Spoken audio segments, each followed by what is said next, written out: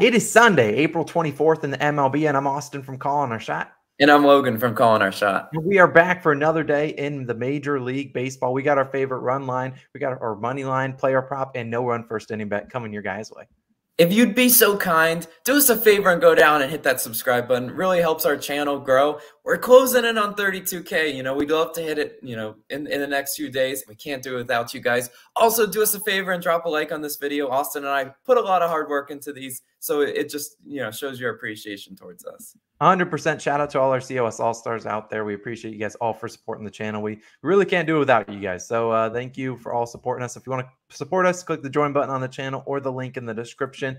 We certainly would appreciate our newest All-Stars. We got Big Time Timmy Jim. Love the name. And then I definitely will mispronounce this one, but Lamb, I'm not really too sure. But I appreciate you guys all for supporting us. We really can't do it without you guys. So let's get into a recap of yesterday, Logan. It wasn't necessarily our best day that we've ever had. Certainly, it's probably one of our worst. We had an 0-3 day as I zoom into our plays. We had a little bit of unfortunate breaks as the games went on.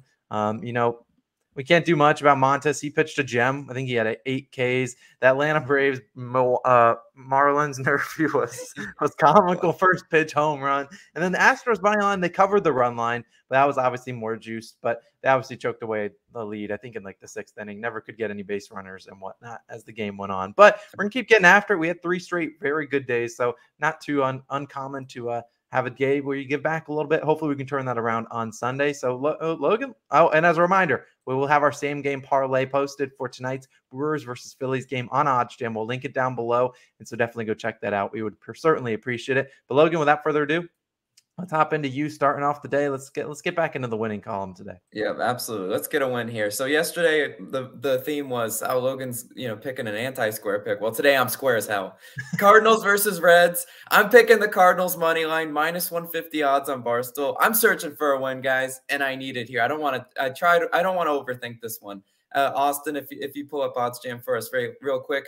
Barstool had the best value on this one at the time I found it. Still does.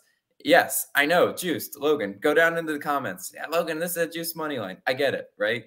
For sure. And it is square because the Cardinals have, handled the Reds. Reds are 2-10 as an underdog. Hapless team, not much going right for them. St. Louis also batting .264 versus left-handed pitchers. And on the mound today, scheduled to be a lefty for the Reds. Lodolo, 3 and 5 earned runs in his last 2 starts. That's not all too great. The 5 earned runs. We'd love a performance like that today for the Cardinals to do. Lodolo also 1.6 whip and a 2.5 whip in his last 2 starts. The 2.5 whip is exactly what we want because it's showing a lack of control. Just getting some runners on base. Hopefully, Cardinals are converting those to runs. And on the other side of the mound, scheduled to be Wainwright. Wainwright, 2.81 ERA in 2022. Waino's pitching really well to start the season. I really like that. And I think he'll have no problem really with the Cincinnati Reds batters because Cincinnati 29th in strikeouts. Again, a couple days ago, we went Cardinals. And I mentioned the strikeout stat. It's pretty glaring, right? St. Louis is 3rd best in Ks, as in terms of not striking out. So you got a team on complete ends of the spectrum here offensively. Cincinnati also as a team, I had to pull their batting average. They're only batting 180 as a team. That's not great at all. So not batting 200 as a team. They're not a whole lot is going right for this Reds team. Just look at the records. I'm just saying. And also, once the starting pitchers come out, Wainwright and Lodolo, well, it's bullpen time. Cincinnati, 25th in bullpen ERA. St. Louis, 3rd best in bullpen ERA. So you've got, again, complete ends of the spectrum.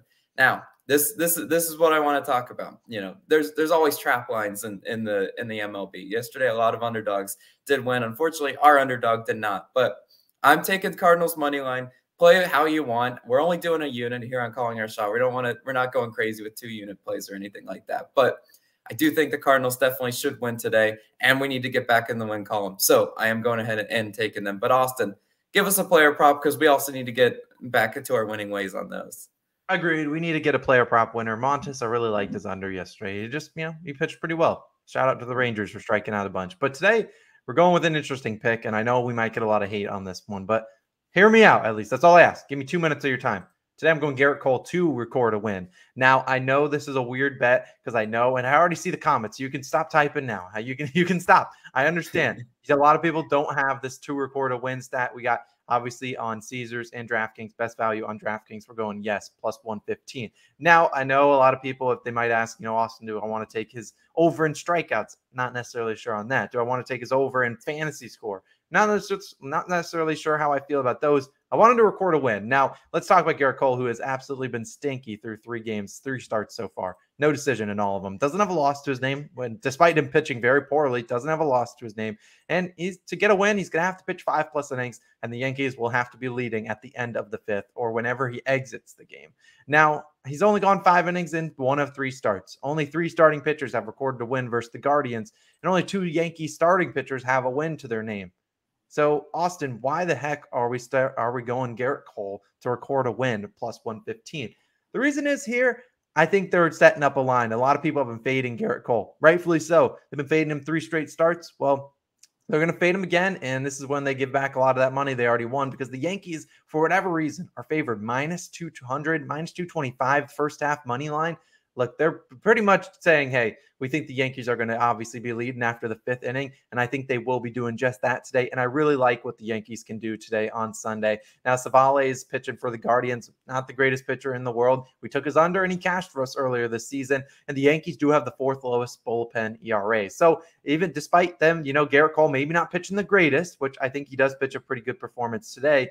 Even if they get to the bullpen and they're only up 1 or 2 runs, I think the Yankees bullpen can kind of keep it in track. Michael King been pitching very well out of the bullpen. Not necessarily sure he pitches today. He pitched a couple innings. I don't know if it was yesterday or maybe 2 days ago, but the Yankees have been playing pretty well. Their fans, I can't say the same about, but either way, I like Garrett Cole to record a win. It's plus 115, a little bit of plus money. Also on Sunday, you can fade Garrett Cole if you want, but I'll be riding with him. I think he gets it done on the Sunday afternoon game. I know it might seem a lot of my analysis might have went the other way, but sometimes you just have to read the lines, and I really think Garrett Cole's got some good value on him. I swear normally he doesn't have, plus 115 on this. It's normally like plus 145. So the fact that it's this low, it's a pretty good indicator. I think it comes out and pitches out a pretty good game. So Logan, let's get him. We are down bad, NRFI Nation. We're down bad right now. We've lost 2 in a row, but the people have to understand we're still, overwhelmingly profitable. I think over 4 or 5 units on the NRFIs. Today we got to bounce back. There's no other reason. We have to. Yeah, yesterday's first pitch, first home run.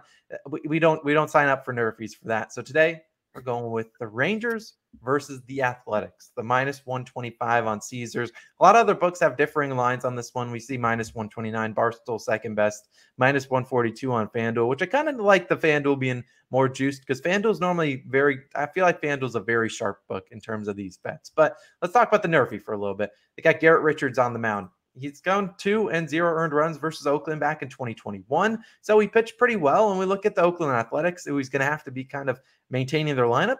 Well, they're 16th first inning runs. So right in the middle of the pack. They're not great. They're not bad at it. Right in the middle of the pack. And we also have to think game yesterday. Yeah, they went scoreless until the 8th inning. So, based on that track record, hopefully these 2 offenses take a little bit of time to build up some runs. And hopefully we can get those first 3 outs. But Logan, what about the rest of the series?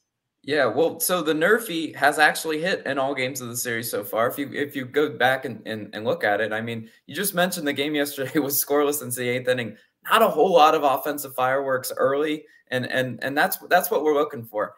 On the Oakland side, who should be on the mound? Cole Irvin, right? 1 earned run in his most recent start, which is solid because his other start, I believe it was like 4 earned runs, 3 or 4 earned runs, something like that.